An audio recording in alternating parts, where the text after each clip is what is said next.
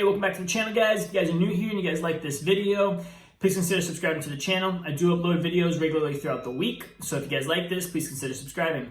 So I'm coming to you guys today because I feel like there's a lot of people who have watched my videos on the rapture and watched my videos on how we need to be seeking God and not seeking signs, and they kind of feel like I don't believe in prophetic dreams or prophetic words from the Lord, which is absolutely untrue. Okay, I'm here to actually share with you guys a prophetic dream today that my sister had, and it was regarding what happened yesterday and what's going to happen in the future. My sister had a dream about me. Actually, multiple times there's dreams about me, and God really used those dreams to bring me back to Him when I was not really walking with Him. And the reason I'm here talking to you guys today is, number one, by the grace of God, but number two, because He spoke through my sister in a dream, and she shared that dream with me, and it brought me back to the Lord. So my sister's dreams have already been proven true, and I'm here today to show you another dream that she had and how it's proved to be true as well. So back in March of last year, my sister had this dream, and before we get into this, I'm actually going to link her dream down below because it is on YouTube and it is dated, so you guys can see exactly when this dream happened and when she shared it, so that I'm not making anything up, right? This is on YouTube. The dates are there to prove everything I'm about to say. So my sister had this dream back in March, and basically she had a dream that one of her friends was going to get married, and then during this wedding, this storm was going to roll in, and it was a gradually building storm, and that they needed to seek shelter in this tent. Now, long story short, the shelter represented the presence of God, and this is all in the dream. She goes into more detail, but the shelter represents the presence of God and how we need to be seeking shelter in the presence of God from the coming storm. Now, what's significant about this is she was at her friend's wedding. Now, her friend was not engaged at the time, and shortly after she had this dream, her friend got engaged, and she didn't know the date of the wedding. Now, the date of her wedding was today, January 7th. So shout out Jackie, she's getting married today. And my sister had this dream where the storm was rolling in about the first week of January. Okay, and what happened yesterday, right? Obviously, we saw what happened at the Capitol building, and I'm going to go in a little more detail about how that's going to affect things in the future, I believe. But it's just really interesting because she had this dream of this storm rolling in. She didn't know the date of the wedding, which was the first week of January, and how we needed to seek shelter in the presence of God. Now, she posted this dream November 10th.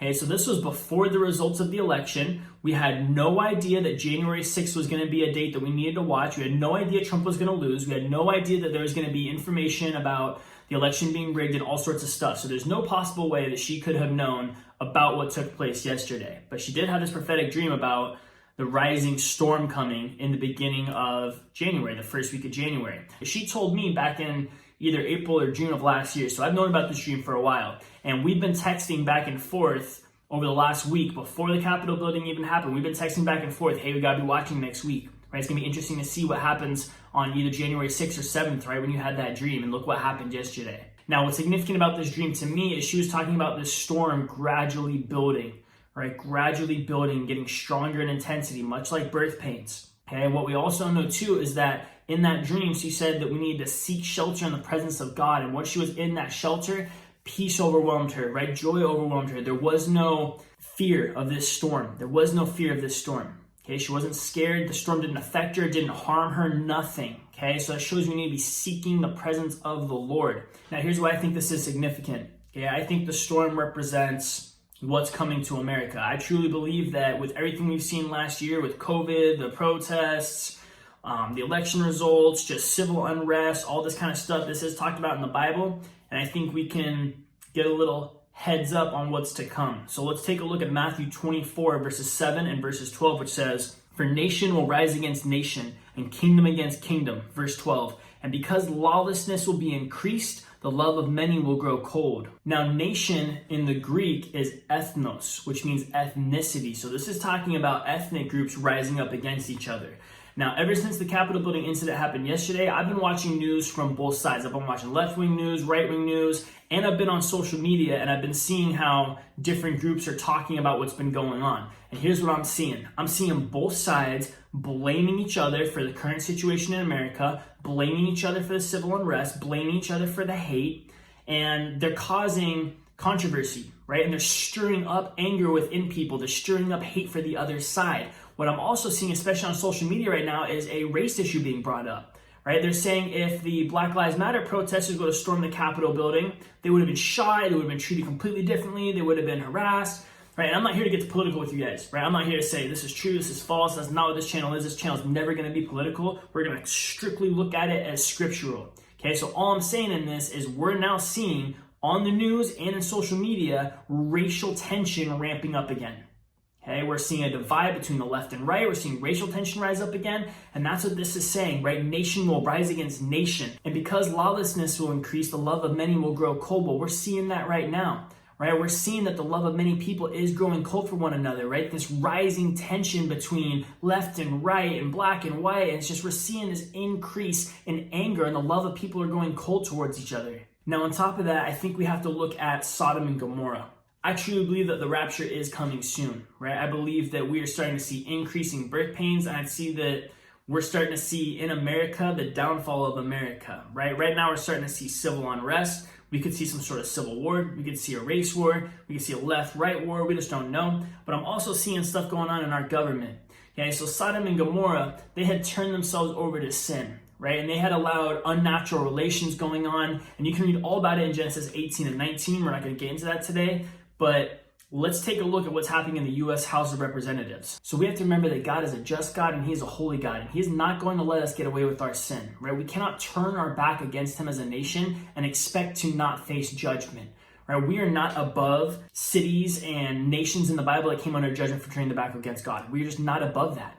Okay, so I'm going to read you guys from an article I was reading this morning. And I read a couple articles to just back up what I'm about to read to you right now, but I'm going to read word for word what I was reading in this article. Now, this is from the U.S. House of Representatives. He, she, father, and mother, such terms may no longer be welcome in the upcoming 117th Congress if new changes to House rules are approved. The office will also honor all gender identities by changing pronouns and familiar relationships if the House rules to be gender neutral, the advisory said.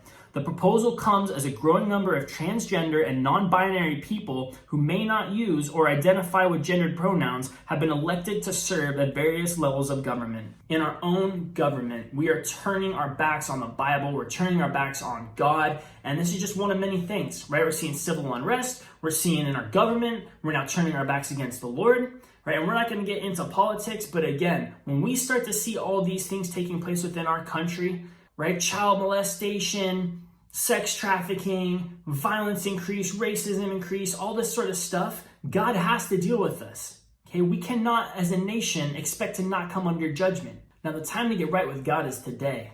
Hey, if you don't know Jesus Christ as your Lord and Savior, the time to get right is today because He is coming back soon. I truly believe it.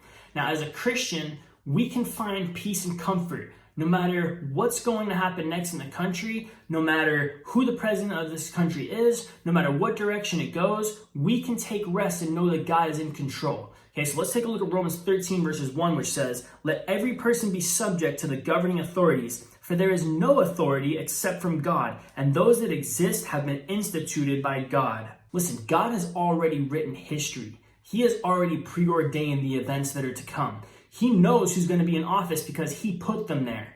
And I see a lot of Christians right now are discouraged because they want Trump to win and now Joe Biden's in office and our country's in trouble. Listen, God chooses who's in charge. Okay, it's not a mistake that Joe Biden's in office. And I know there was Christians having prophetic dreams and visions that Trump was going to win, but guess what?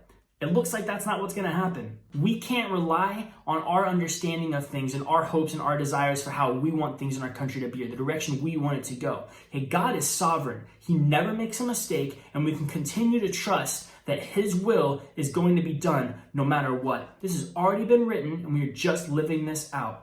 Okay, so put your trust in Jesus Christ alone. Seek shelter in the presence of God. Because at the end of the day, no matter what's coming to America, no matter what trials or tribulations we see, our God is in control. Okay, and He's going to protect us. He's going to provide for us. If you believe in the Bible and you believe in the promises of God, we know these things to be true. Right? We have a hedge of protection around us. It says, "No weapon formed against me shall prosper." And if you believe in the Bible, you believe in His promises, you should also rest in those promises.